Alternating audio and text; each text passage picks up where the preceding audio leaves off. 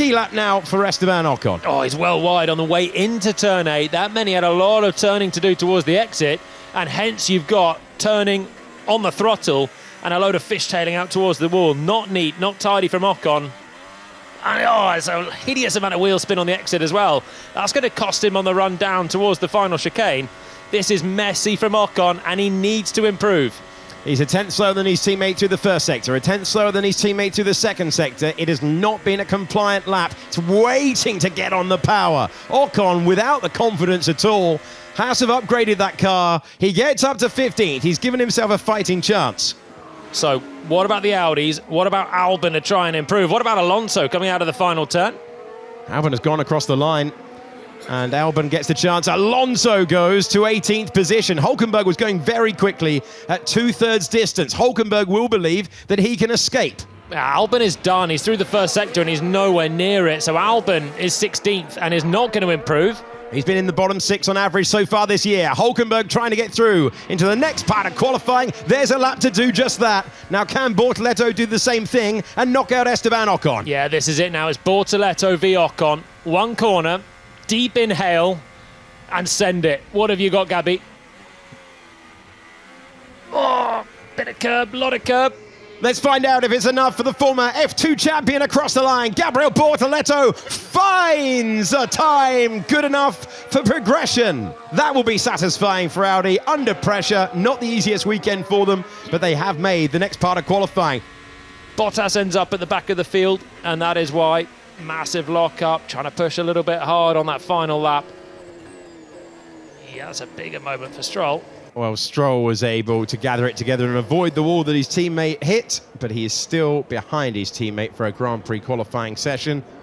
Here's Fernando Alonso, one-time winner of this Grand Prix. Car in the way. Can't imagine he'll be delighted. Wow, the Cadillac, the last corner. Yeah, copy Perez. He's starting a lap. Yeah, in the line, mate. It's a penalty coming for Perez, that. That's a pretty slam dunk case of impeding. Ocon goes out along with Albon, Alonso, Perez, Stroll and Bottas. Lawson, final attempt for him to try and get out of the bottom 6. It's improvement through first couple of seconds. It's not enough. He misses out, 11th for Lawson. Didn't miss out by much, 0.04 of a second. Isaac Hadjar to the top of the field. An unexpected sentence to say, even if it is Q2. Now Hulkenberg heading out as it stands. And the German driver just misses out. 11th place for Hulkenberg. These are tiny, tiny margins. Sainz, Bortoleto, Gasly and Behrman all still completing laps. Still chances to be taken. Bortoleto went brave at the end of Q1. Can he do something similar to sneak ahead of his teammate in the final chicane? It's the brakes, down 4 gears. And it's over to Gabriel Bortoleto, looking for a time only 13th. Lots of personal bests being set by those currently in the drop zone, but are any good enough to displace Franco Colapinto? It's only his teammate now. It's only Gasly that can find an improvement for those in the drop zone. Leclerc doesn't need to improve, but surely will. And Charles Leclerc gets up to 8th position. Half a second adrift of Isaac Hadjar. Now Pierre Gasly.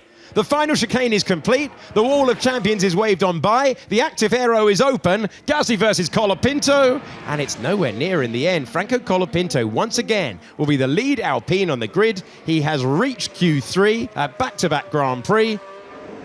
Gasly has not been getting on with the Alpine updates. He is out, along with Hulkenberg, Lawson, Bortoleto, Sainz and Behrman. Verstappen tight to the wall of champions, trying to find his best at the end of a session where he struggled with the front of the car. And Verstappen puts a 13.4. That's a step back compared to what we've seen. Now, what can Hadjar do by the end of the lap? No, he's left time on the table. There's way more in that. Over to the McLarens then.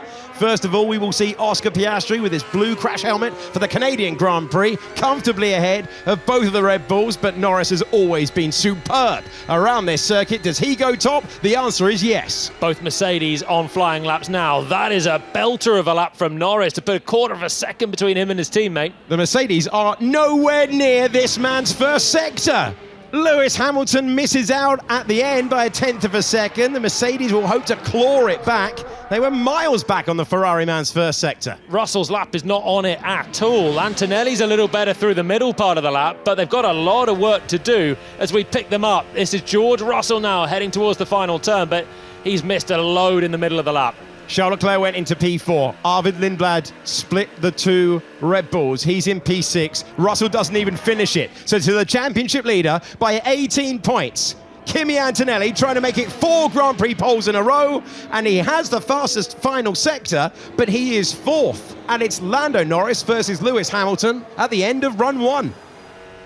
Is this going to be where the lap goes? Into 6, it certainly is. Rear snap. Russell applies all of that power, fights the car slightly out of the hairpin at turn 10. He's got to get around the car that is building up. That's Franco Colapinto, who moves away from the racing line. How much dare he gamble? That's very, very tight on the second part of the corner for George Russell. Maybe a little bit of time left there. Russell to 3rd, and he fell back by a 10th. Over to Max Verstappen. That huge gap at the rear wing. Verstappen doesn't improve. This now is all on Antonelli. If he matches his best last sector, he'll be on provisional pole, right out towards the grass on turn-in. Antonelli looking for provisional pole. This is the moment as he comes across the line. Antonelli goes fastest by 0.08 of a second. Norris is still in the fight. It is not done yet. It's all going to come down to the last chicane and the Wall of Champions for Lando Norris, possibly for Oscar Piastri too. Charles Leclerc improves to 4th position. The McLarens are still contenders. Lewis Hamilton has bailed out of it. He has dropped off the front row, and Piastri will try and demote him further. Lando Norris is already there, up against Kimi Antonelli, trying to take his first Grand Prix pole since he became world champion. Lando Norris misses out by 0.08 of a second. And here's Oscar Piastri, who's been the second of the McLarens so far this weekend. Can he change it at the end? He gets to 3rd. Russell goes again. He does indeed. Hadjar to the line, but Russell with that second flying lap. Mercedes went early. They've given him 2 shots, and this is it. All or nothing for George. He's 7th at the moment. Hadjar gets to P5. Russell fighting it all the way to the end. Can he get on the front row? Can he take pole position again? The answer is yes! George Russell steps forward at the end and takes pole position once again for the 3rd year in a row. He will lead the line for the Canadian Grand Prix. Russell with a last gasp effort, and after all of that excitement, once again, it is a Mercedes 1-2. Nice work. Nice work. Yes! Oh, we made that a bit tricky.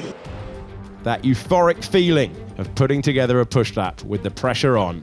And it's George Russell with his 2nd pole of the year and his 9th in his Formula One career.